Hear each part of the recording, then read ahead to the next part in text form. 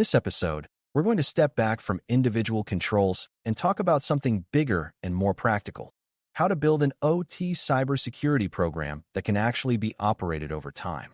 Beginners often imagine security as a collection of tools, like firewalls and monitoring systems. But in real operational environments, tools only work when people know why they exist, how they fit together, and how to keep them healthy through constant change. A program is the way an organization turns security from a set of good intentions into a repeatable practice that survives turnover, vendor changes, new equipment, and shifting business priorities. In OT, that program must be built around risk levels that make sense for industrial processes, a registry that tracks what matters and why, and a maturity assessment approach that measures progress without forcing unrealistic speed. The key is to build something that supports operations, because if a program constantly disrupts production or creates unpredictable rules, it will be resisted or bypassed. By the end, you should understand what a cybersecurity program is in the OT context, how risk levels help prioritize, what a registry is and why it matters, and how maturity assessment turns security into continuous improvement instead of one-time projects. Before we continue, a quick note. This audio course is a companion to our course companion books. The first book is about the exam and provides detailed information on how to pass it best. The second book is a Kindle-only ebook that contains 1,000 flashcards that can be used on your mobile device or Kindle. Check them both out at cyberauthor.me in the Bare Metal Study Guide series. A cybersecurity program in OT can be defined as the set of governance, processes, roles, and technical practices that manage cyber risk in operational environments in a consistent way. It includes policies and standards, but it also includes how those policies are implemented, who approves changes, how incidents are handled, and how improvements are prioritized. In OT, a program must respect operational constraints like limited maintenance windows, safety requirements, long equipment life cycles, and heavy reliance on vendors and specialized engineering teams.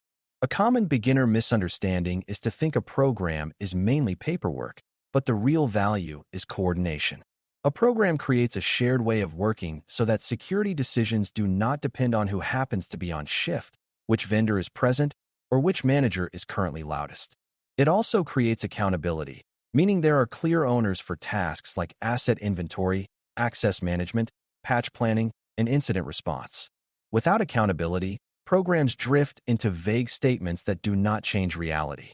With accountability, security becomes part of the operating model, which is what makes it sustainable. Risk levels are one of the first building blocks because they help an organization decide how to apply limited resources to the most important parts of the environment. A risk level is a way to categorize systems, processes, or scenarios based on the severity of potential impact and sometimes the likelihood of certain threats. In OT, risk levels should be closely tied to safety, reliability, and operational criticality, because the impact of failure can be physical and immediate. For example, a system that influences critical process control might be assigned a higher risk level than a system used for periodic reporting, even if both are technically connected to the network. Risk levels help prioritize stronger controls for higher risk areas, such as tighter access restrictions, more rigorous change control, deeper monitoring, and stronger recovery planning. They also help avoid wasting effort by applying the most expensive controls everywhere, which can be unrealistic and can cause operational friction. Beginners should understand that risk levels are not labels meant to shame teams. They are planning tools meant to align effort with consequence. To make risk levels useful, they must be based on criteria that people can understand and apply consistently. In OT, those criteria often include safety impact, environmental impact, production impact, and the role of the system in maintaining stable operations. They also include dependency impact, meaning whether many other systems rely on this component, because shared infrastructure failures can create widespread disruption. Another factor is exposure, meaning how reachable the system is from other networks or remote access pathways, because exposure affects how likely it is that a weakness could be exploited. The most effective risk level models are simple enough to be used across sites, but detailed enough to distinguish truly critical systems from less critical ones. If the model is too complex, people will not use it consistently, and inconsistency defeats the purpose. If it is too simplistic, everything becomes high risk, and then prioritization collapses. Beginners should learn that risk levels are a balancing act. They must be grounded in operational reality and designed to produce clear, actionable differences in how systems are managed. The registry is the second major building block, and it is best understood as the program's memory. In plain language, a registry is a structured record of important items and their associated information, kept so that decisions can be made based on facts instead of guesses. In OT cybersecurity, you often hear about asset inventory, but a registry is broader than a list of devices. It can include assets, networks, data flows, criticality ratings, ownership, known risks, exceptions, and planned mitigations. It can also include information about vendor support, maintenance windows, dependencies, and recovery requirements. The goal is not to create a perfect database overnight, because in many industrial environments that is unrealistic. The goal is to create a living source of truth that becomes more accurate over time and that supports day-to-day decisions. When the registry is weak or absent, teams struggle to answer basic questions during incidents, like which systems are affected, who owns them, and what normal behavior looks like.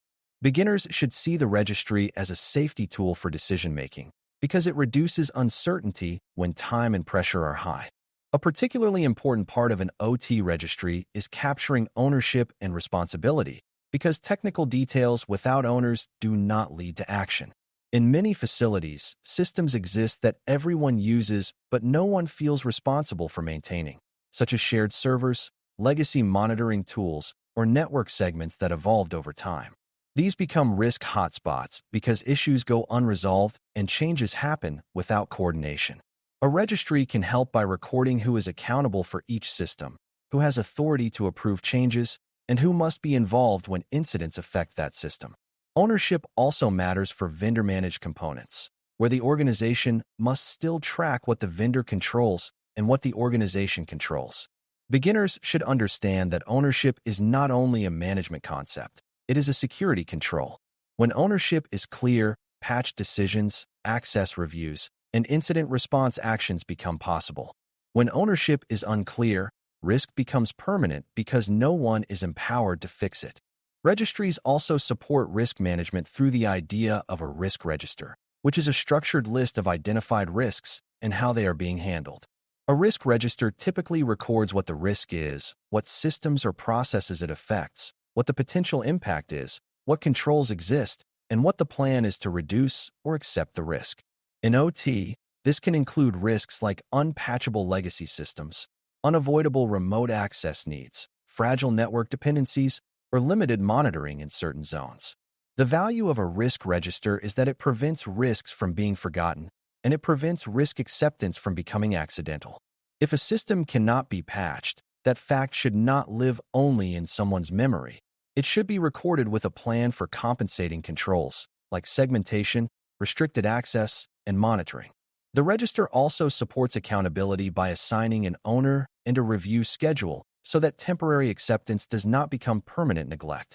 Beginners should see the risk register as a way to keep the program honest, because it forces the organization to look at its weak points regularly and to prioritize improvements where they matter. Maturity assessment is the third major building block, and it is how a program measures progress without relying on vague feelings. Maturity is not about being perfect. It is about how consistent, repeatable, and effective your practices are. In a low-maturity environment, security may be reactive, undocumented, and dependent on individual heroes. In a higher maturity environment, security practices are routine, measured, and integrated into operations. Maturity assessment helps an organization understand where it is starting, what improvements are realistic, and what to do next. It also helps leadership see progress over time, which can support continued investment and patience, especially because OT improvements often take longer than IT improvements due to operational constraints. For beginners, a key point is that maturity assessment is not the same as compliance. Compliance asks whether you meet certain requirements, while maturity asks how well you can consistently meet those requirements and whether your practices actually reduce risk. A program can be compliant but fragile, and maturity assessment helps reveal that fragility. When done well, maturity assessment in OT focuses on capabilities that support safe operations, not on flashy technology. It looks at whether the organization can identify and classify assets, manage access reliably, control changes safely, detect abnormal conditions, respond to incidents with clear authority, and recover systems with confidence. It also considers whether documentation is accurate, whether practices are consistent across sites, and whether exceptions are tracked and reviewed. A maturity assessment can reveal gaps like having good policies but poor enforcement, or having strong tools but weak processes for using them. It can also reveal operational realities, like maintenance windows that limit patching, which should lead to alternative strategies rather than unrealistic demands. For beginners, the takeaway is that maturity assessment is a planning tool. It helps the program choose improvements that build on each other, such as improving asset visibility before expecting advanced analytics, or strengthening change control before attempting aggressive automation. The goal is not to score points, but to build a stable foundation that supports reliable security outcomes. An important trade-off in building an OT cybersecurity program is the pace of improvement, because operations cannot always tolerate rapid change. A program that tries to do everything immediately may cause disruption, fatigue, and resistance, which can backfire. A program that moves too slowly may leave serious risks exposed and may lose credibility after incidents. Risk levels help set pace by highlighting where urgent improvements are needed and where slower improvement is acceptable. The registry helps set pace by revealing what is known and unknown, which prevents teams from making decisions in the dark.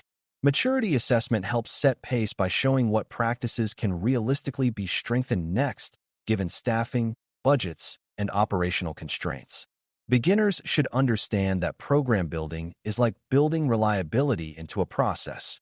You want steady improvement that is sustainable. In OT, sustainability matters because systems last a long time, and the program must be able to operate for years, not just pass an audit this quarter. Another crucial aspect is that a program must integrate with operational routines rather than competing with them. That means aligning with maintenance planning, engineering change processes, safety review practices, and vendor management. For example, if a facility has established processes for approving equipment changes, the cybersecurity program should plug into those processes so that security review becomes part of normal change, not an extra surprise. If a facility has regular maintenance windows, the program should plan security updates and validation in those windows rather than demanding constant disruption. If vendors provide remote support, the program should define how remote access is granted, logged, and reviewed in a way that supports rapid troubleshooting while maintaining accountability. Beginners should see integration as a major success factor, because a program that lives in a separate world will eventually be ignored. A program that lives inside existing operational rhythms becomes natural, and natural practices are the ones that persist under pressure. As we wrap up, building a cybersecurity program in OT means creating a sustainable system of governance, records, and continuous improvement that supports operations while reducing risk. Risk levels help prioritize effort based on safety and operational criticality, preventing both overreaction and neglect. A registry provides the program's memory, capturing assets, ownership, dependencies, and known risks so decisions can be made based on reality instead of assumptions. A risk register keeps risk acceptance explicit and accountable, ensuring that exceptions are tracked and revisited rather than forgotten. Maturity assessment measures how repeatable and effective practices are, helping the organization choose practical next steps that build a strong foundation over time. When these pieces work together, security stops being a collection of disconnected projects and becomes a program that can adapt as the environment evolves. If you can explain how risk levels guide priorities, how registries make response and planning possible, and how maturity assessment drives steady improvement without disrupting production, you will understand the program building mindset that OT security requires. Thanks for listening. For more audio courses, daily newsletters, and more, please visit baremetalcyber.com.